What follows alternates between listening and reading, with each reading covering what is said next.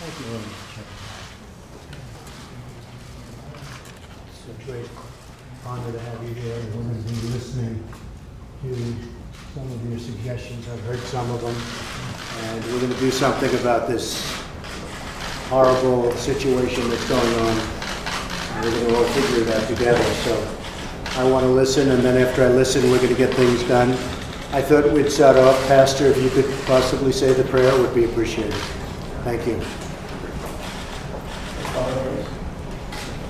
Our Father who art in heaven, hallowed be your name.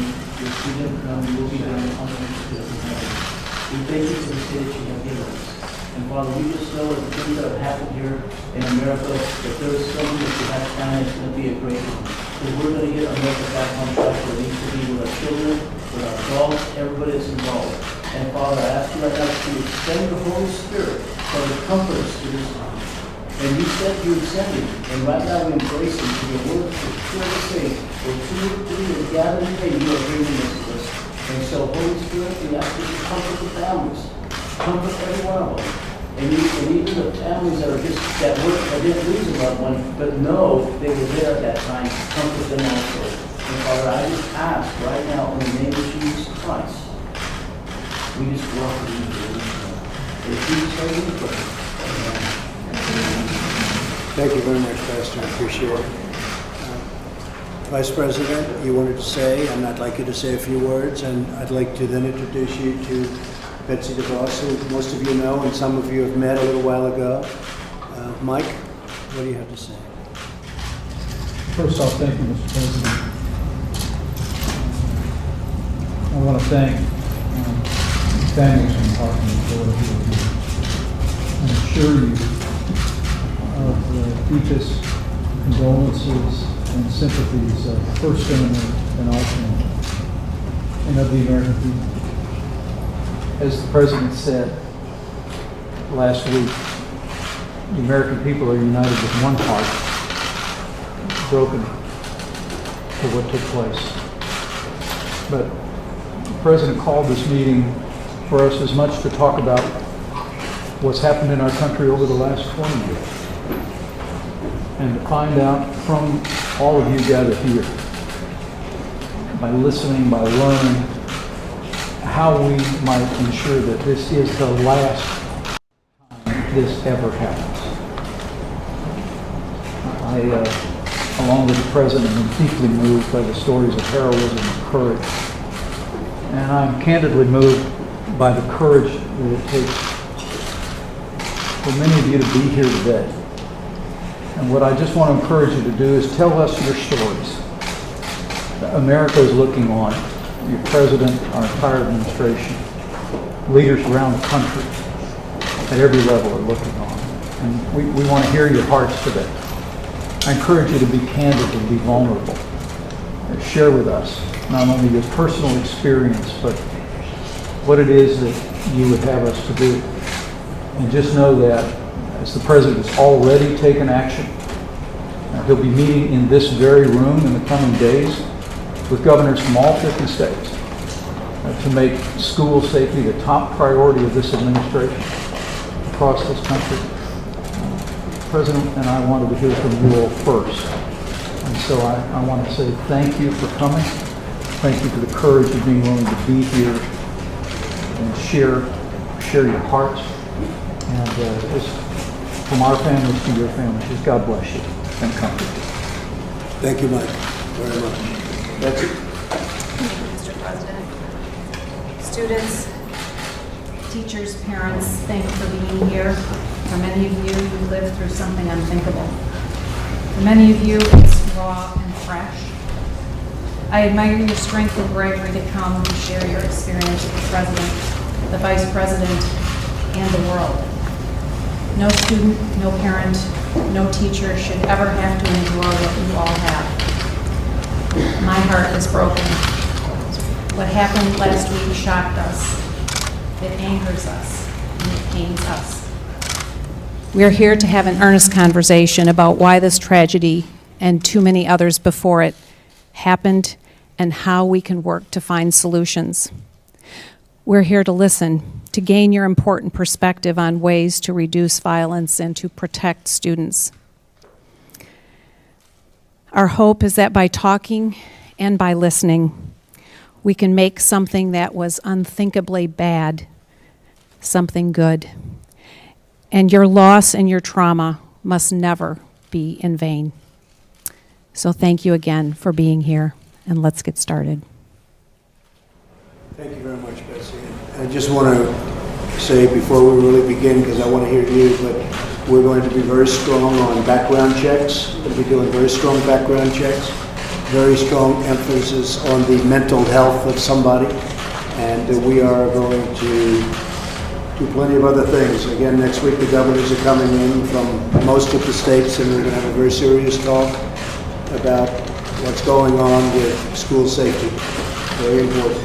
And we're going to cover every aspect of it. There are many ideas that I have. There are many ideas that other people have. And we're going to pick out the strongest ideas, the most important ideas, the ideas that are going to work, and we're going to get them done.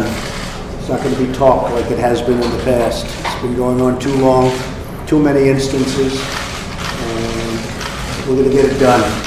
So, again, I want to thank you all for being here. And I'd like to hear your story, and I'd also like to, if you have any suggestions for the future based on this horrible experience that you've gone through, I'd love to have those ideas.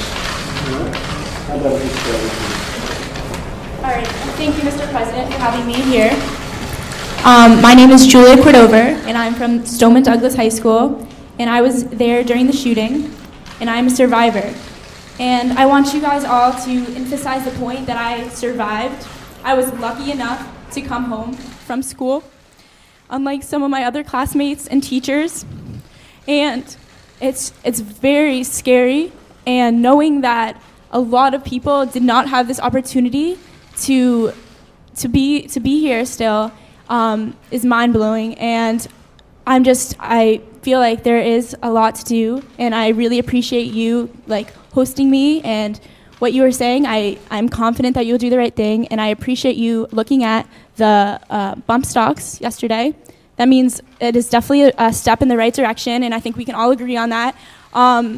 There's definitely a lot more to go, but I am just grateful that I'm here, and we can try to work out something, maybe compromise on some solutions, so this never no child, no person in this world will ever have to go something through so horrific and tragic, and my thoughts and prayers are out to everyone there, so thank you. Hello, my name is Jonathan Blank. I go to Stoneman Douglas, and I was actually in the second classroom that was shot at.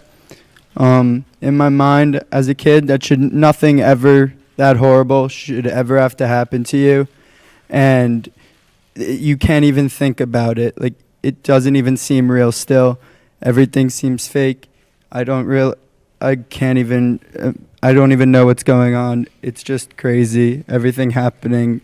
It's just so tragic. Thank you for everything. You've done a great job, and I like the direction that you're going in. Thank you. My name is Melissa Blank. Jonathan is my son. And I am a teacher's aide at Westlakes Middle School that was also on lockdown. So I couldn't get in touch with my son to find out if my son was alive. I feel for all of these families, my heart is just broken for my whole community. We're coming together. I feel for all the families who have lost, and I feel for the ones that are here because we now have almost a guilt like I have. Why not my child? Which I feel bad saying. I'm happy that he's here with me. But I feel so bad for all of you who have lost so many. And I'm just begging for a change. We need a change.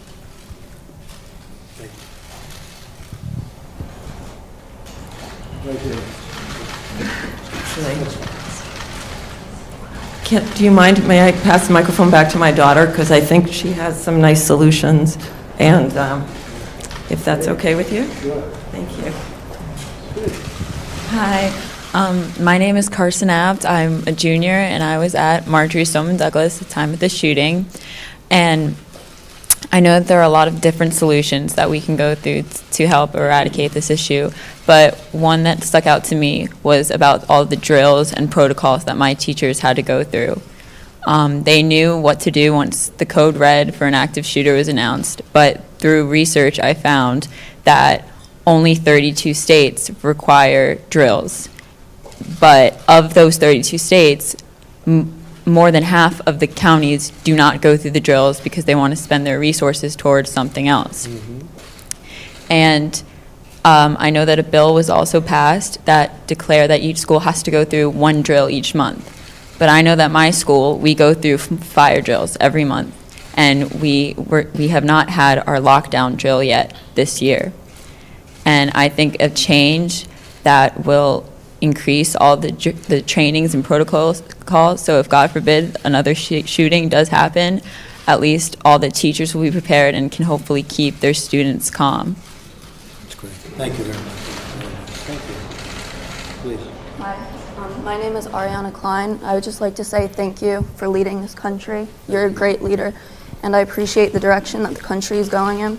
I'm a junior. I attended Stoneman Douglas, and I just want to say that everybody right now is so stuck on what they believe that they're not even listening to what other people believe.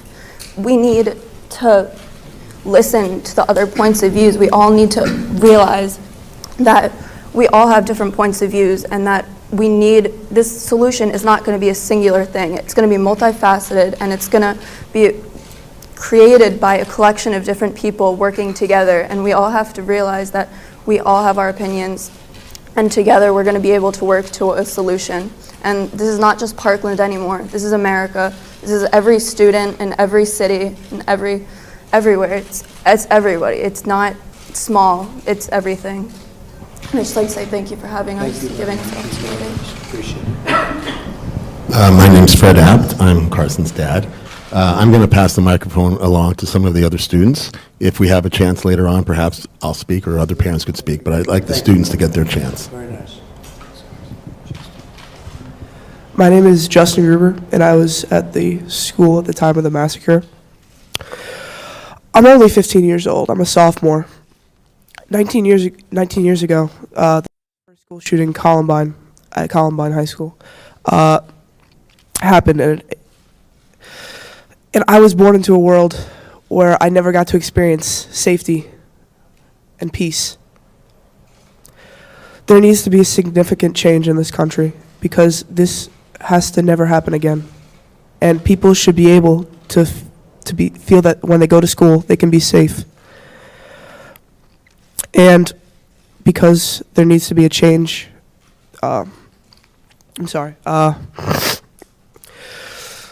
people need to feel safe, and parents shouldn't have to go through the idea of losing their child. As I know, for my dad, he was panicking, and he couldn't imagine it. So that shouldn't even be a possibility that should go through a parent's mind, and there needs to be some change. Thank you. I'm Carrie Gruber, Justin's dad. And I'll be brief. You know, Justin was texting me, hiding in a closet, saying, if something happens, I love you. Something happens, I love you. And you can't imagine what that's like as a parent. And then his phone died, and I didn't know what happened for another hour or so. So 17 lives were gone. I was lucky enough to get my son home, but 17 families. It's not left and right. It's not political. It's a human issue. People are dying, and we have to stop this. We have to stop. If he's not old enough to buy a drink, to go and buy a beer, he should not be able to buy a gun at 18 years old. I mean, that's just common sense. We have to do common sense.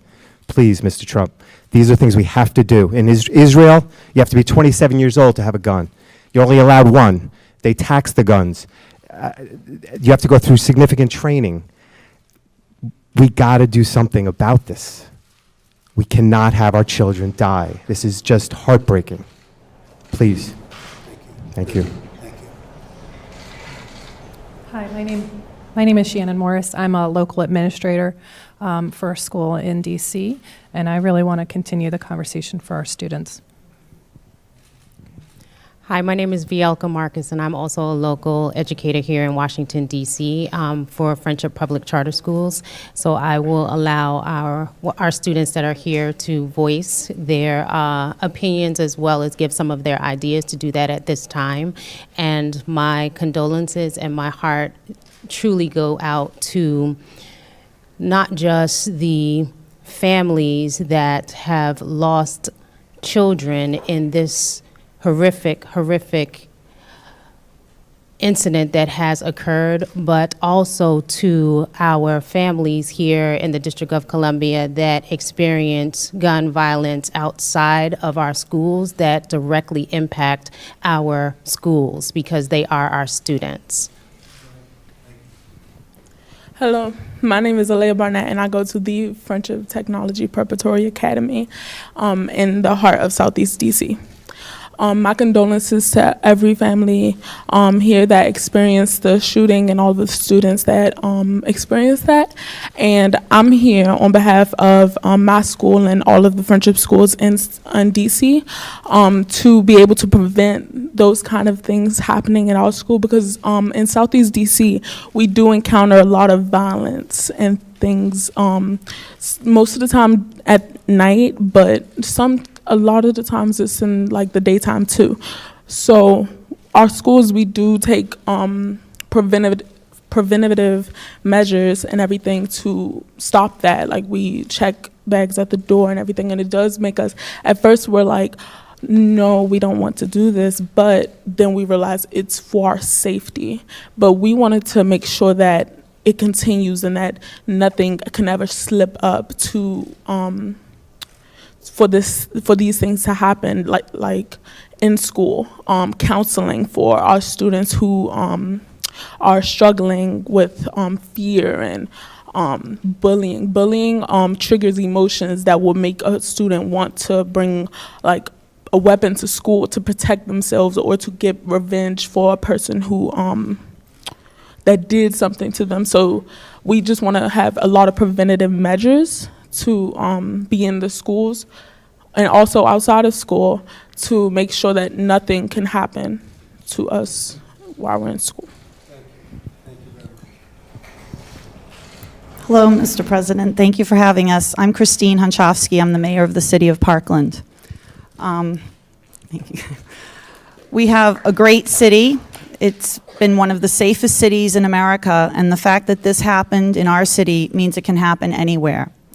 We are blessed that we are a very close-knit, family-oriented city, and our community is coming together. We lost 17 lives, but the ripple effects throughout the community are devastating. I have spent the last week going to funerals. Friends of mine lost their children. We have to, at some point, care enough and be strong enough to come up with solutions. And I hope we will. And if I might, I had 2 parents who lost children this past week text me some of their thoughts, if I might share them with you. Thank you. I spoke to Jennifer and Tony Montalto. They just had buried their daughter, Gina, yesterday. And their comments were, so Tony is an airline pilot, and he said he supports the Second Amendment, but he does not believe there's a need for assault rifles. He also said that the FBI, there were signs missed, and it reminded him of 9/11. So we do have to work on making sure that our protocols are in place so that people don't slip through the cracks, literally in this case. We also talked about the red flag laws. I think there's a little progress being made in Florida now on the red flag laws, which is when somebody shows signs of hurting themselves or someone else, you can take their gun away from them. Fred Guttenberg, the service for his daughter Jamie was last week on Friday, and he would like the administration to publicly acknowledge the role of guns. Now, these 2 parents talked about guns, and there are absolutely lots of areas where there's room for improvement. Lots of areas, from mental health, from teacher training. But also, part of that is also the gun issue. So it's not that it's just those and not the gun, it's all of them. And in the debate world, in the high school debate world, the kids talk about when they bring up legislation, you want to have impacts. You're not bringing up legislation that doesn't have a positive impact. And what is the positive impact of having legislation that stops assault rifles, bans assault rifles? It could save a life. And that needs to be a priority in any case. And when we talk about rights, so we have the right for free speech. But if free speech in any way endangers someone, it gets restricted. And I think I appreciate that we're coming here to listen, and I appreciate that we're coming here to look at all different perspectives, because we need action and we need to be solution-oriented. Thank you. Thank you, Mark. Appreciate it.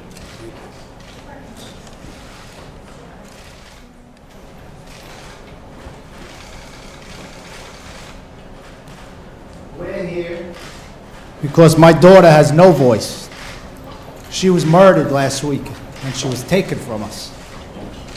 Shot 9 times on the 3rd floor. Now, we, as a country, failed our children. This shouldn't happen. We go to the airport. I can't get on a plane with a bottled water, but we leave it. Some animal could walk into a school and shoot our children. It's just not right, and we need to come together as a country and work on what's important, and that's protecting our children in the schools. That's the only thing that matters right now. Everyone has to come together and not think about different laws. We need to come together as a country, not different parties, and figure out how we protect the schools. It's simple. It's not difficult. We protect airports, we protect concerts, stadiums, embassies, the Department of Education that I walked in today that has a security guard in the elevator. How do you think that makes me feel? In the elevator, they got a security guard. I'm very angry that this happened, because it keeps happening. 9/11 happened once, and they fixed everything. How many schools, how many children have to get shot? It stops here with this administration and me. I'm not gonna sleep until it's fixed. And Mr. President, we're gonna fix it, because I'm gonna fix it. I'm not gonna rest. And look at, my boys need to live with this. I want to see everyone. You guys look at this. Me, I'm a man, but to see your children go through this, buried their sister. So that's what I keep saying this, because I want it to sink in, not forget about this. We can't forget about it. All these school shootings, it doesn't make sense. Fix it. It should have been one school shooting, and we should have fixed it. And I'm pissed, because my daughter I'm not going to see again. She's not here. She's not here. She's in North Lauderdale at whatever it is, King David Cemetery. That's where I go to see my kid now. And it stops. We all work together and come up with the right idea, and it's school safety. It's not about gun laws right now. That's another fight, another battle. Let's fix the schools, and then you guys can battle it out whatever you want. But we need our children safe. Monday, tomorrow, whatever day it is, your kids are going to go to school. You think everyone's kids are safe? I didn't think it was going to happen to me. If I knew that, I would have been at the school every day if I knew it was that dangerous. It's enough. Let's get together, work with the president, and fix the schools. That's it. No other discussions. Security, whatever we have to do. Get the right people, the consultants. These are our commodities, man. I'm never going to see my kid again. I want you all to know that. Never, ever will I see my kid. That's how I want it to sink in. It's eternity. My beautiful daughter, I'm never going to see again. And it's simple. It's not, we could fix it. This is my son Huck, who's have to deal with this too. You have something to say, son? I just want to add, it's imperative to the safety of everyone that to support the free market and the free flow of ideas and listen to people listen to radical opinions on both sides, and that's how we'll find solutions. You let people battle it out in a free flow of ideas. Censorship has got to stop, and that's how we find the solutions, by listening to everyone, having an open mind.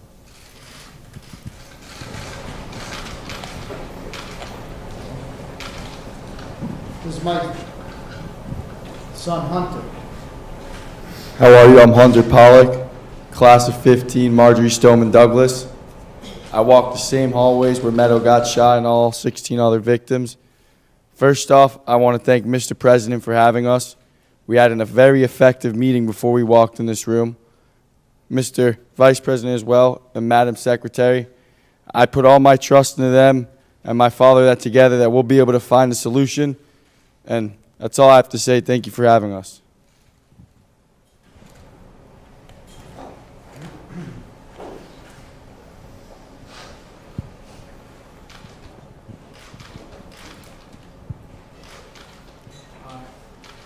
My name is Sam Zeif.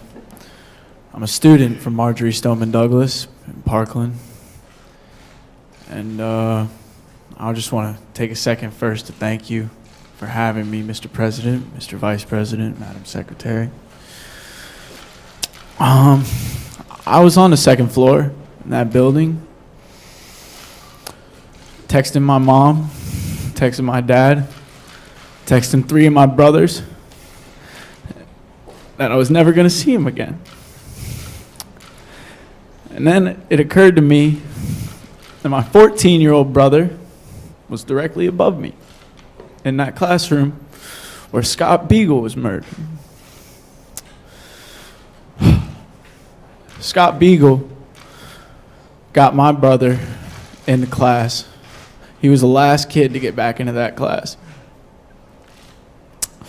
And I'm sure a lot of you have read my texts on the internet with my brother. I didn't plan for them to go viral. I just wanted to share with the world, because no brothers or sisters or family members or anyone should ever have to share those texts with anyone. And that's why I'm here.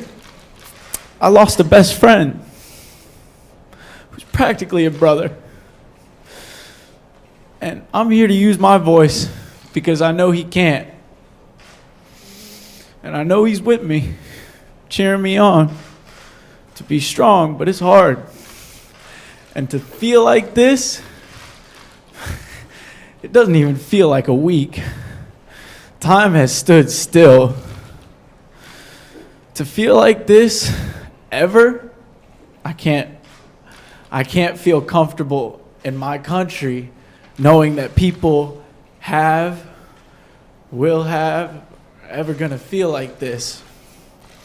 And I wanna feel safe at school. You know, senior year and junior year, they were big years for me when I turned my academics around, started connecting with teachers, and I started actually enjoying school. And now, I don't know how I'm ever gonna step foot on that place again, or go to a public park after school, or be walking anywhere. Me and my friends, we get scared when a car drives by.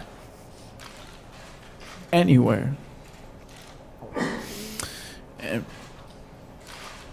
I think I agree with Hunter and Huck and how we need to let ideas flow and get the problem solved. I don't understand. I turned 18 the day after. Woke up to the news that my best friend was gone. And I don't understand why I could still go in a store and buy a weapon of war. An AR. I was reading today that a person 20 years old walked into a store and bought an AR-15 in 5 minutes with an expired ID. How is it that easy to buy this type of weapon? How do we not stop this after Columbine, after Sandy Hook? I'm sitting with a mother that lost her son. It's still happening. In Australia, there was a shooting at a school in 1999. And, after that, they took a lot of ideas, they put legislation together, and they stopped it. Can anyone here guess how many shootings there have been in the schools since then in Australia? 0. We need to do something, and that's why we're here. So let's be strong for the fallen who don't have a voice to speak anymore. And let's never let this happen again. Please, please.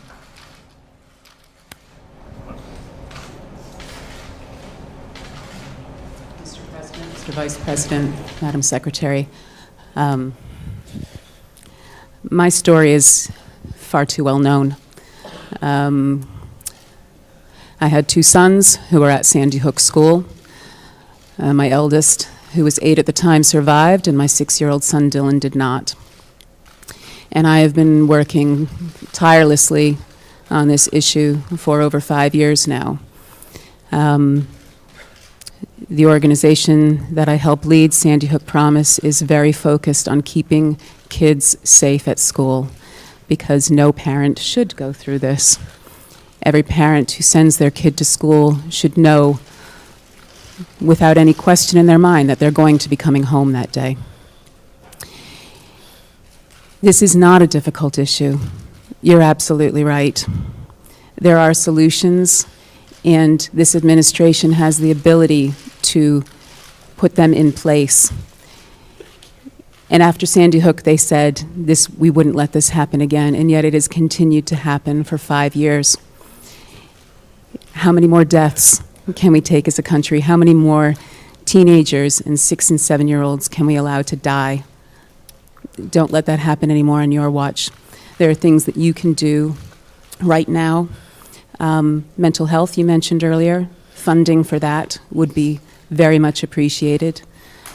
The Stop School Violence Act, enabling prevention programs and reporting systems in schools across America. It's already passed through the House. It's in the Senate right now. Urge swift passage of that. That can get a lot of help to schools.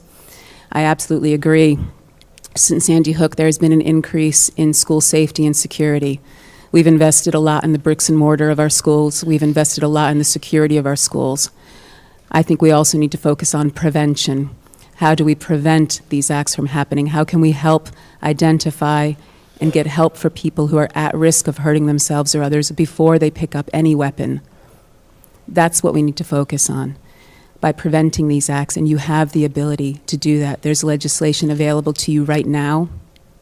There are free training programs, such as our Know the Signs programs, available across the states. Right now, you could mandate these sorts of programs. You could ensure that schools, students, and educators are trained how to recognize these signs and to know what to do when they see them, and then to ensure that those tips are followed through. This is not difficult. These deaths are preventable.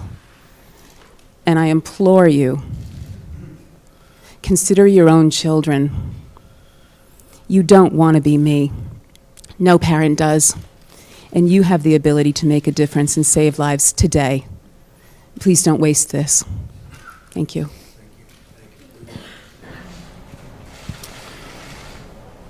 Mr. President, Vice President, and Mrs. DeVos, thank you for inviting my wife and I to be here today. I'm a little bit weak. I had surgery last week, so I'm kind of weak in voice and body. But 19 years ago, I went through what some of the folks here are going through now, because my beautiful daughter, Rachel, was killed. And my son, Craig, was in the library that day. 2 of his friends were murdered beside him. He lay there covered in their blood, looking down the barrel of 2 guns aimed at him. and he knew he was going to die. And a split second before Eric and Dylan pulled the trigger, the alarm system went off and it distracted them, and they never came back to the table where Craig was at, or I would have lost 2 children that day at Columbine. So my heart goes out to you, sir, and to every one of you in this room that have experienced the trauma that you've gone through at Parkland. Our focus has been, my beautiful wife, the most beautiful lady in the room is right there in the blue and white blouse, Sandy. We started a program called Rachel's Challenge, and it was started a year after Rachel died. And we have worked with some wonderful partners over the last few years. We work closely with Chuck Norris and his wife Gina in a program they call Kickstart for Kids. We work with Cal Ripken Jr. and his brother Bill, and have created a program for athletes called The Uncommon Athlete, and it's based on something my daughter wrote in one of her diaries. We partner with Dr. Robert Marzano, who's one of the top K-12 researchers in the country, and a program called Why Try, all dear friends, and another program called Love and Logic, Dr. Jim Fay, one of the largest parenting programs. All of us combine our efforts together. Our organization has reached over 28 million students in the last 19 years, and we have seen 7 school shootings prevented. We see an average of 3 suicides prevented every single week of the year, over 150 a year. I have a little book with me that I'd like to leave with you. It's got letters from students. We don't edit them. These are emails from students who are planning to commit suicide. And we see 3 of those every single week, students that have changed their mind. And if you don't mind, I just want to share one simple principle with you that we've learned over the years as we've worked with millions and millions of young people. And it comes from something you said last week in your speech, and it was that we must create a culture of connectedness. We must create a culture in which our classmates become our friends. That's something we've learned how to do over the years. We have over 28 different programs, and we see children connect with one another. Every single one of these school shootings have been from young men who are disconnected, and we talk a lot about the mental health issues, but it actually goes deeper than that, because there's a lot of mentally ill children that are kind and compassionate.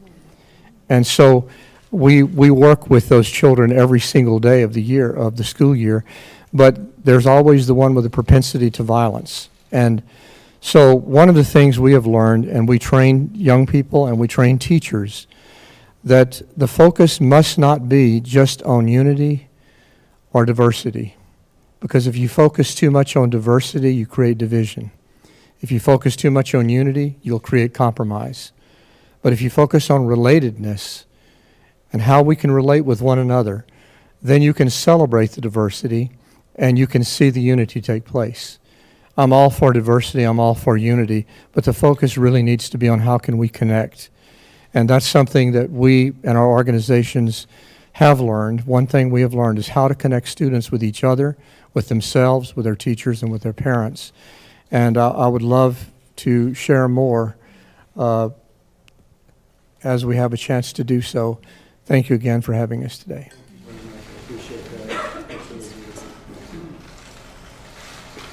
This is an incredible group of people, and we really do appreciate it. Some of the folks in the back and some of my friends sitting right back here, I'd like to have you say a few words. We can learn a lot from you. We want to learn everything we can learn, and we're going to go, starting about 2 minutes after this meeting, we're going to work. Because this is a long-term situation that we have to solve. We'll solve it together. And you've gone through extraordinary pain, and we don't want others to go through the kind of pain that you've gone through. Wouldn't be right. So would you like to say something, please?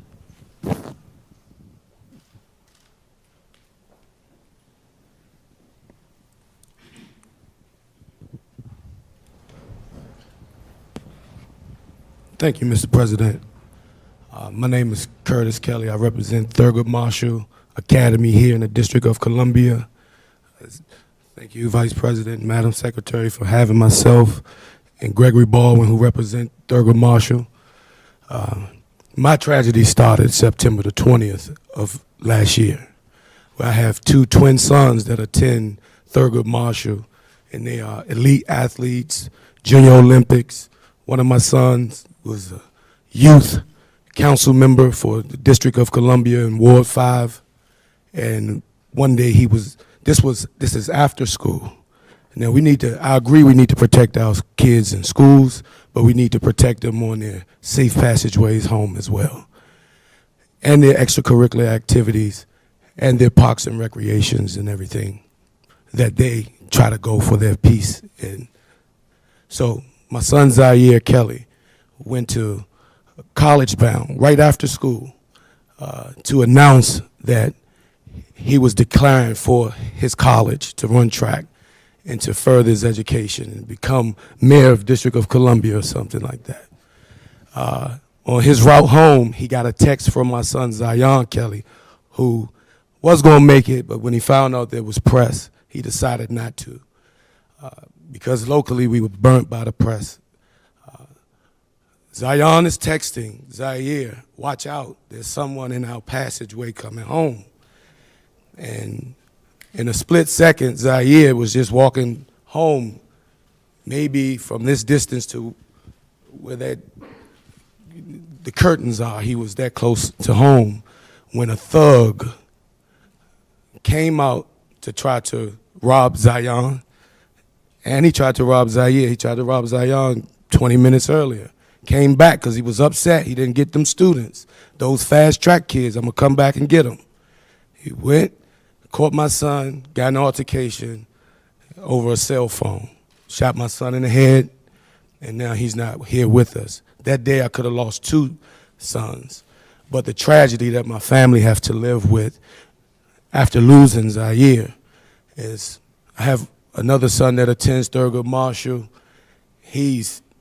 We've been taking him to all types of family counseling and therapy, and the school has been affected, the community has been affected, and the local politicians said, so what we want to do is stand up for our students in the community. Give us some solutions as to what we can do. So myself, along with Helping Hands Inc. DC, came together and got with our attorneys and everyone else and said, okay, we're going to do some research and find out what legislation can be found that can better serve to protect our students in their safety zones, in their school zones. And it's been a fight because everybody show up for photo ops. All the politicians show up to say, we're going to get it done. We're going to protect our kids.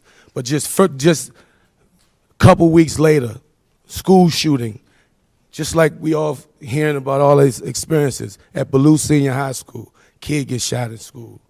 Dunbar, kid gets shot in school. In our schools, on their safe passageway home, their parks and recreations, extracurricular, our students have to be protected. Our students have to be protected. One local legislator asked me, how do you define students? How would a criminal define students? You would define them after you commit a crime against them. The students are crying. They're calling for a national standout day, April the 20th, in celebration of Columbine, because the same incidences keep happening, not just in our schools, in our communities as well. To upstanding citizens, to those that's doing the right thing. And we as parents, yes, we're trying to fight to pass legislation just like you, locally. But nationally, this campaign has grown. And it's affecting all of us, all our kids. There's gun violence. Gun violence. So I thank you. That's my story. And we're going to keep fighting, and we're going to keep trying to pass legislation, and we're going to keep fighting for our students at Thurgood Marshall and here in the District of Columbia and across America as well. Thank you very much. It's incredible. Very sad. Thank you very much. Does anybody have an idea for a solution to the school shooting and the school shootings that we've gone through over the years, and we've seen too much of it, and we're going to stop it? And there are a lot of different ideas. I could name 10 of them right now. Does anybody have an idea as to how to stop it? What is your recommendation to stop it? Yes.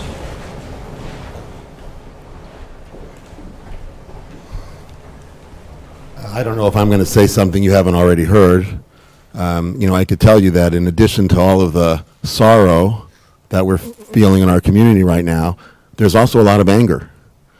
Anger that the police can visit a person dozens of times and not take action. Anger that the FBI could get at least 2 credible tips and not take action. And one possible solution, which we discussed with Secretary DeVos over lunch, was if a tragedy strikes, can we wait for the first responders to get to the campus 4 or 5 or 6 or 7 minutes later?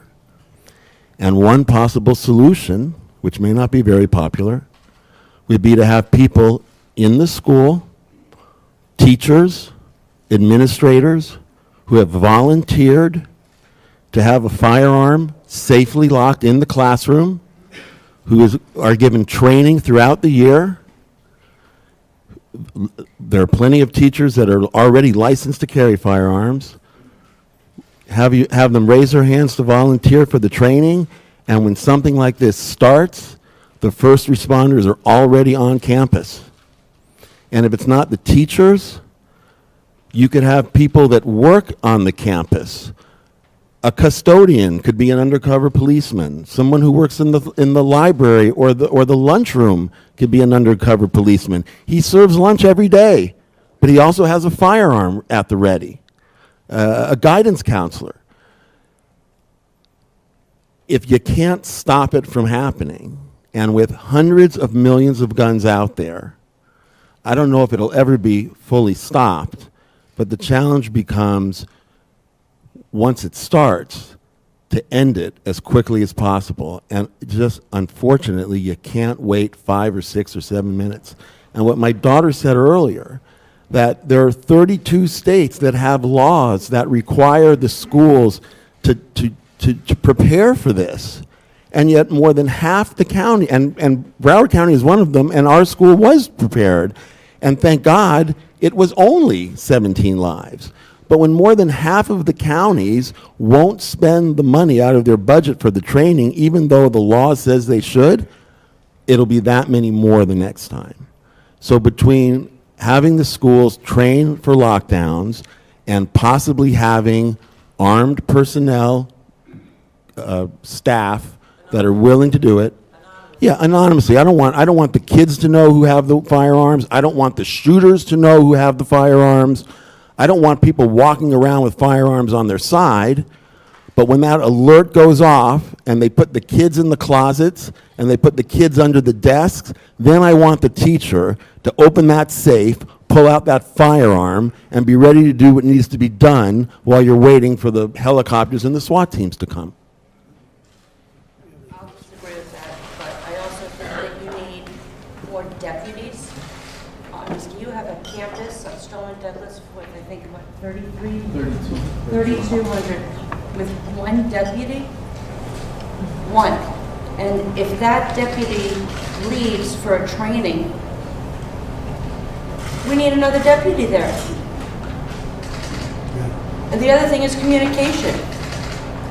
Your schools have to communicate with the police. The police has to communicate with child services. Child services, maybe has to communicate with FBI if there's a, and for someone to buy a gun at 18, to do, I understand, like even a background in 15 minutes, you should be able to communicate with all of those other people that something is wrong and this child doesn't belong buying a gun like this. Or Mr. President, you're right about that. Yes, go ahead. Mr. Vice President, thank you for having us. I think what you're hearing today is there's no lack of solutions. I think what we've had to date is a lack of leadership. And I have confidence that you will bring out that leadership that we need to finally take the action that needs to be taken. Because there's not one solution. There's many solutions. And you're hearing some of those here today to resolve this, to address this. Our schools are soft targets.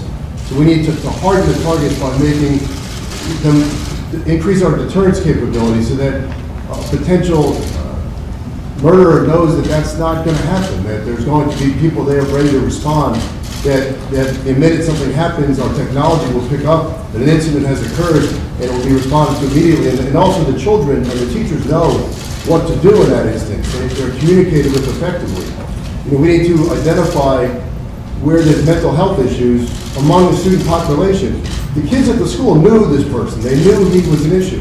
The FBI knew, and I think we need to close some of these loopholes in the background check system where we're not integrating effectively the mental health knowledge that exists at the state level, at the local level, into the federal background check system. So fix the NICS system, and that's an easy one. So there's a lot of immediate steps we can take right now. There's some longer-term solutions, but I think we need to get started right away, and thank you for your help on this.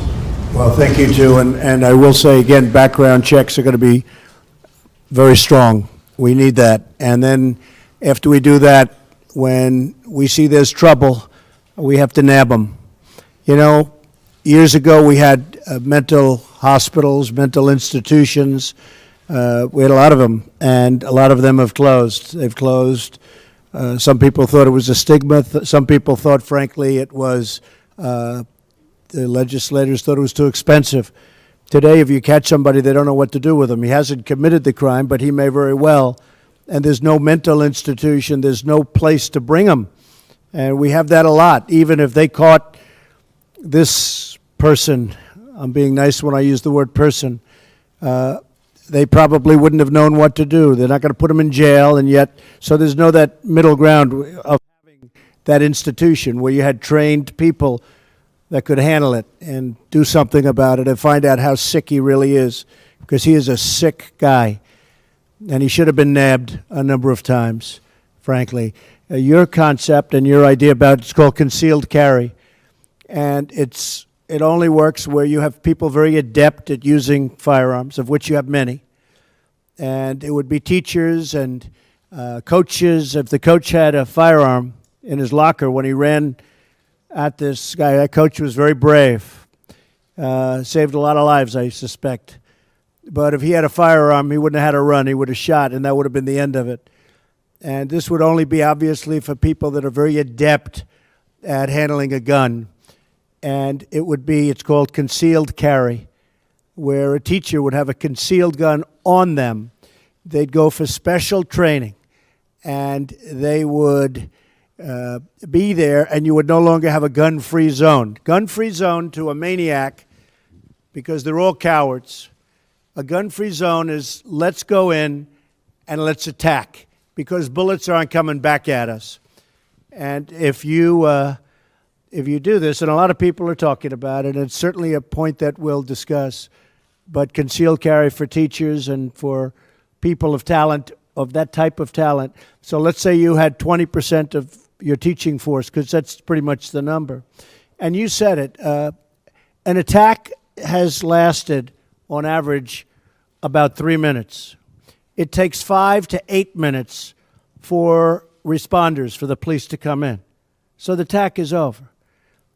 If you had a teacher who was adept at firearms, they could very well end the attack very quickly. And the good thing about a suggestion like that, and we're going to be looking at it very strongly, and I think a lot of people are going to be opposed to it. I think a lot of people are going to like it. But the good thing is that you'll have a lot of people with that. You know, you can't have 100 security guards in Stoneman Douglas. That's a big school. It's a massive school with a lot of acreage to cover, a lot of floor area. And so that would be certainly a situation that is being discussed a lot by a lot of people. You'd have a lot of people that'd be armed, that'd be ready. They're professionals. They may be Marines that left the Marines, left the Army, left the Air Force, and they're very adept at doing that. You'd have a lot of them, and they'd be spread evenly throughout the school. So the other thing, I really believe that if these cowards knew that the school was, you know, well guarded from the standpoint of having pretty much professionals with great training, I think they wouldn't go into the school to start off with. I think it could very well solve your problem. So we'll be doing the background checks. We'll be doing a lot of different things, but we'll certainly be looking at ideas like that. You know, a lot of people don't understand that airline pilots now, a lot of them carry guns. And I have to say that things have changed a lot. People aren't attacking the way they would routinely attack, and maybe you have the same situation in schools. So does anybody like that idea here? Does anybody like it? Right? Yes? For Meadow, your beautiful Meadow. We talked about that. And do people feel strongly against it? Anybody? Anybody? Strongly against it? All right. I mean, look, we can understand both sides of it. And certainly it's controversial, but we'll study that along with many other ideas. Anybody else something to say? Yes, go ahead. I've been in thousands of schools across America, and I've noticed in Israel, they have one hard entry point, and it's very well guarded. I'm not asking for us to turn, I'm not saying that we should turn our schools into prisons, but I've been in so many schools where I'm speaking in an auditorium, and I'll go outside to call my wife or to just get a breath of fresh air. And it is so easy for me to get back into that school. I'm an unknown adult to many of those students. I can tap on a window and they'll open the door for me. Or I can catch someone coming out the side door and easily get in. So one of the things that I have thought a lot about in seeing this around the country is we have really soft entry points into schools. That's true. And we can do something about that. Yes, sir, go ahead. Good afternoon. I'm Brandon Thompson. First, my heart goes out to everyone who's experiencing this tragedy right now. I'm currently Dean of Students at Friendship Tech Prep, which is in the heart of Southeast DC, which is in Ward 8, which is one of the most impoverished wards in DC. However, at our school, just a solution, we actually have checkpoints. When a student walks in the door, we actually have metal detectors. And I oftentimes see that in urban education. And we actually have an X-ray machine that students put their bags through. And right after this incident happened, a parent who didn't so much agree with it at first sent me an email saying, thank you, because now I see exactly what's happening. And so we oftentimes use that TSA model. When the student comes in, we have somebody at the door to greet them, to do a check-in just to see how they feel. And we have certain point people where I know this person's not feeling so well, so they won't get past point one. They go through the metal detector, their bag go through the machine. And so at the end of the day, just talking to my students riding over today, they all say, well, I feel safe. And you come outside and you say, talk about mental hospitals. Our school is right across the street from a shut down mental hospital.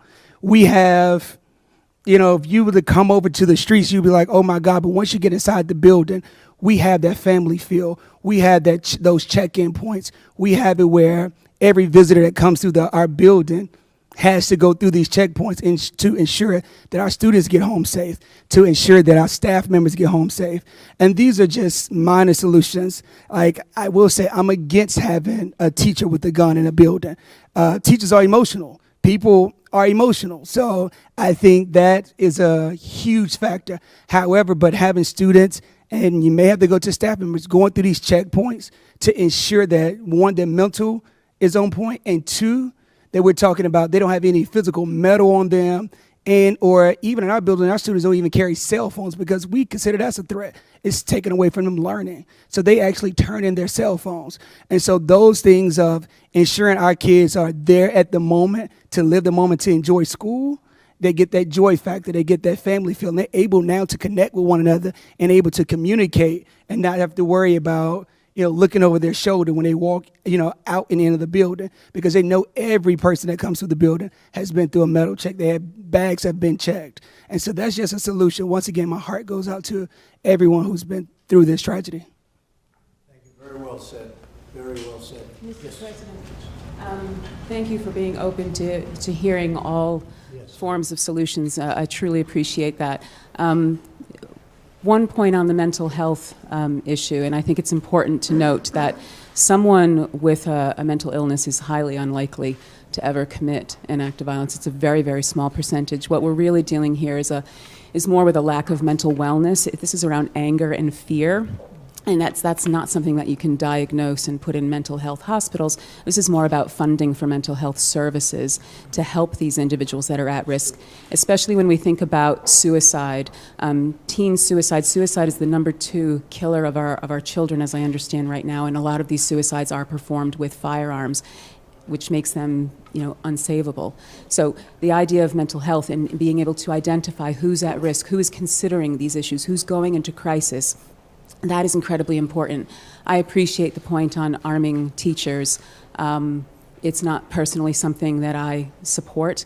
Rather than arm them with a firearm, I would rather arm them with the knowledge of how to prevent these acts from happening in the first place. How do you identify the kids in your class that are most at risk? And then, most importantly, within a school, how do we have a safety assessment program so that schools know how to deal with all these threats, have established protocols to deal with them, and get underneath the surface of what's going on in that child's life, find out why they're on this pathway behavior, and intervene. This is about prevention.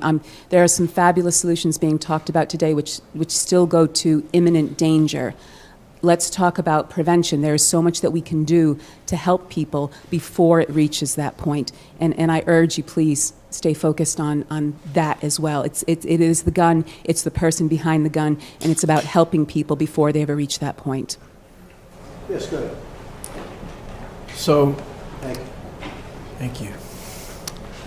I fully respect all of our amendments, including the second.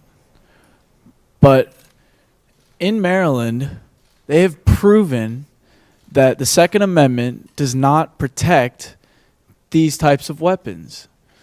They have banned over 45 different kinds of assault weapons, including the AR. They have banned they have limited magazine sizes. They have proven that it's not like we have to lose our Second Amendment. The Second Amendment, I believe, was for defense. And I fully respect that, like I said. But these are not weapons of defense. These are weapons of war. And I still can't fathom that I myself am able to purchase one. Anyone? I would like to talk, Mr. President. I couldn't agree. I'm not here to debate, but I lost my sister. And like Mr. President said, if you could find 20% of maybe retired law enforcement officers or teachers who could go through discrete training to carry a firearm on this waist, it could have been a very different situation. Like he said, law enforcement takes them 7 minutes, 8 minutes to get there. If a teacher or a security guard has a concealed license and a firearm on their waist, they're able to easily stop the situation. Or the bad guy, I'll put it that way, would not even go near the school knowing that someone can fight back against them. Also, I believe that is insanity that they would even open the gates up 20 minutes before school ends. They're supposed to protect us and the children. So in the future, we need more security. We need more firearms on campus. We need better background checks. And we need to study more on mental health. And I want to thank everyone for their condolences, and that's my only argument. Thank you. Thank you very much. Thank you. Yes, good. Well, thank you, Mr. President, Mr. Vice President, Madam Secretary, for having us here. My deepest condolences to those who have lost family and friends. My name is Curtis Lawrence. I'm principal at Friendship Collegiate Academy. And like Mr. Brandon had said, we have security, and we also have MPD on staff that we hired to make sure that things aren't coming into our school. And also this immediately in the mornings and during dismissal, immediately around the school to protect our kids as they leave. But last month we did suffer a loss. One of our 9th graders was gunned down, walking distance from the school. And so when we talk about safe passage, I think in looking at what's happening with gun violence with our scholars and with our students, I'm saying taking a double approach, right? You have to protect kids that are in schools. All right, so as a president, you have different laws in different states. And so definitely where they don't have the necessary security as we may have as getting in, then we have to think of what are those solutions for the kids in Florida that are going to those schools with that to make sure that they're safe in school. And then places like here in DC, what are those solutions to make sure kids are able to get home and to school safely? So I think it's a two-pronged approach, and I know you're in a specific position to, as you meet with the governors and they have their different laws and coming from these different perspectives, to make them own that two-prong approach to protect them in school and protect them as well out of school going back and forth. President, thank you so much, and thank you, Vice President and Madam Secretary, for convening this and for allowing us all the opportunity to speak about this very serious problem. And my heart absolutely breaks for the families of Parkland. I have a sense of what you are going through now. I've been going through it for 5 years. This is my son, Daniel. He was 7 years old when he was shot to death in his first grade classroom at Sandy Hook Elementary School, just a little over 5 years ago. My wife, Jackie, could not be here today because she's a school teacher, and she takes that job seriously and sent me as the ambassador. Jackie is a career educator, and she will tell you she has spent over a decade in the Bronx.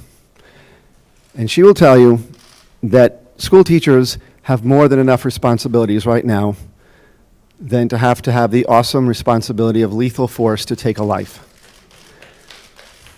Thank you. Nobody wants to see a shootout in a school, and a deranged sociopath on his way to commit an act of murder in a school with the outcome, knowing the outcome is going to be suicide, is not going to care if there's somebody there with a gun. That's their plan anyway. I am going to build on what my friend and colleague, Nicole Hockley, said. We tried this legislative approach. I've been in this building before, many times, wringing our hands, pleading with legislators, what can we do? Until we finally said, we have to go home and do this ourselves. And we built something. Sandy Hook Promise has built something that works. We train students, and we train teachers, and we train educators with the tools how to recognize these people, and with the tools of how to intervene, and with the tools to get them to the help that they need before they pick up a gun or any other weapon and commit a horrible tragedy. It works. We don't charge for it. We're not asking for money. We've already stopped school shootings. We've already prevented suicides. We've already captured other social issues like bullying and cutting. We know that it works. We have a solution right here. We're asking for you to please help. We need to do this nationally, now. Thank you. Mr. President, I'd like to take the opportunity to thank you and the Vice President, and to thank everyone here for joining us today, for telling your stories, for sharing your perspectives, and please know that this is the beginning of a long conversation. We are committed to seeing a solution to this very, very tragic and horrible situation, and so know that our hearts will continue to be with all of the families affected here. And thank you again for being with us today. Thank you, Betsy, and thank you, Mike, and thank you, everybody, for being with us. We're going to work very hard. It's very difficult, it's very complex, but we're going to find a solution. We have been looking at this issue for a long time, too long as far as I'm concerned, and you'll be back, but you'll be back in a much more positive light. We will get there. If you have any suggestions, if you have any feelings as to what we should do, because there are many different ideas. Some, I guess, are good, some aren't good, some are very stringent, as you understand, and a lot of people think they work, and some are less so. But in addition to everything else, in addition to what we're going to do about background checks, we're going to go very strong into age of purchase, and we're also going to go very strong into the mental health aspect of what's going on. Because here was a case where it cried out. This person was sick, very sick, and people knew he was very sick. And I know law enforcement's also, I really learned a lot from this event. We're also going to look at the institutions. We're going to look at what you do when you find somebody like this, because again, right now we're not equipped like we were many years ago. So we're going to look at that whole aspect of what's going on. I want to thank everybody. I know you've been through a lot. Most of you have been through a lot more than you ever thought possible, more than you ever thought humanly possible. And all I can say is that we're fighting hard for you, and we will not stop. We will not stop. We're going to get there, and I just grieve for you. I feel so, it's just, to me, there could be nothing worse than what you've gone through. Again, thank you for your ideas. Thank you for your thoughts. Thank you for pouring out your hearts, because the world is watching, and we're going to come up with a solution. God bless you all. Thank you.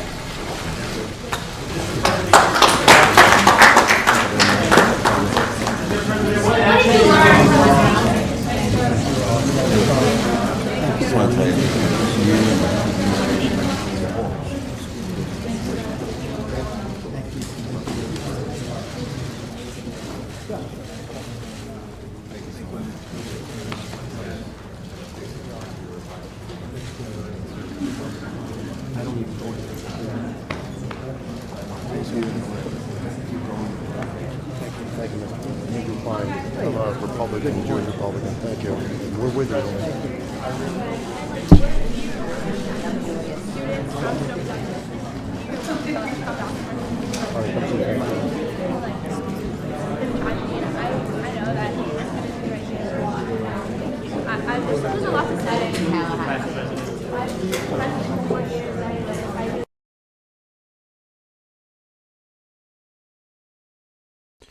All right, folks, thank you very much for joining us and choosing us as your stream of choice.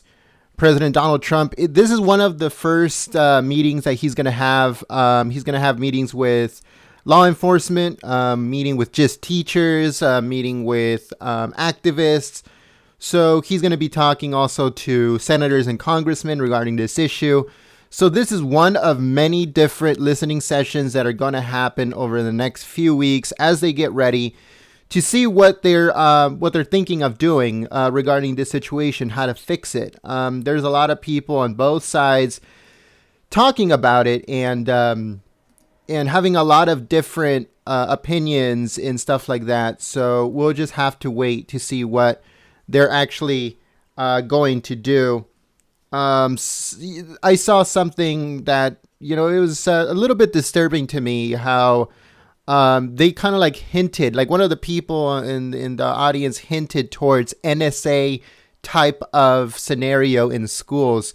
And it's bad enough to have TSA at airports and with so much regulation and stuff like that in the name of safety, but bringing it to the school, that's pretty crazy. But that's just my personal opinion. I don't know what you guys think about this, so let us know in the chat. As you guys can see, the chat is on the screen right now. I'm just trying to take this thing off here. Here we go. So the chat's on the screen. In the future, we're working on something new where you guys will be able to get like specialized emotes that you guys can put on the chat. And that way you guys can express yourselves a little bit better and stuff like that. So that's coming soon. I'm trying to get all the information, how to do it, how to fix it. So that way, you guys can have a little bit more fun on the chat.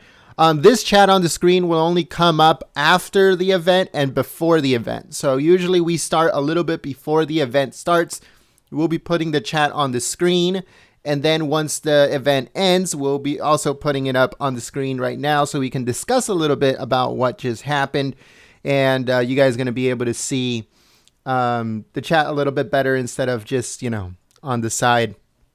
And the chat that you guys see here will if you're able to get emotes or special emoticons, you guys will be able to see it on the screen. But that's coming soon. We're trying to see which ones we can have. We'll have some Trump face ones. We'll have some like cartoon President Trump face ones. We have Pepe. We'll have American flags. We'll have a whole bunch of different kinds. So that's in the works. That is coming soon. And stay tuned for that. It's going to be very interesting to see. Maybe we can pull it off. If not, we'll try again until we're definitely able to pull it off. But that's coming. And that's, like I said, that's just a way of trying to make it a little bit better. make it a little bit more fun here on the chat and on the live stream. We try to stand out from the rest of the other streams, and I think this will be the best way for us to stand out and make the best stream, because we already have the best stream on live streams here of White House events, but we just still want to make it even better than what it is right now. So thank you very much for joining us. If you're new, subscribe to the channel. Also click the notification bell, and I hope to see you guys here next time. Peace. Oh, also, really quick, thank you so much to the moderators that came out to keep the chat clean and enjoyable for everyone. I saw Carolyn Hall. I saw Deacon. I think I saw Brian, Sayuri Blue 90. So thank you so much to the moderators for coming out, keeping the chat clean and enjoyable for everyone. Also, thank you all to the people that shared this live stream on social media. You guys are amazing. You guys do an amazing job. You guys help out the channel a lot. And I hope that you guys join us next time. And if you're new, subscribe to the channel, smack the like button, and I'll see you soon. Peace.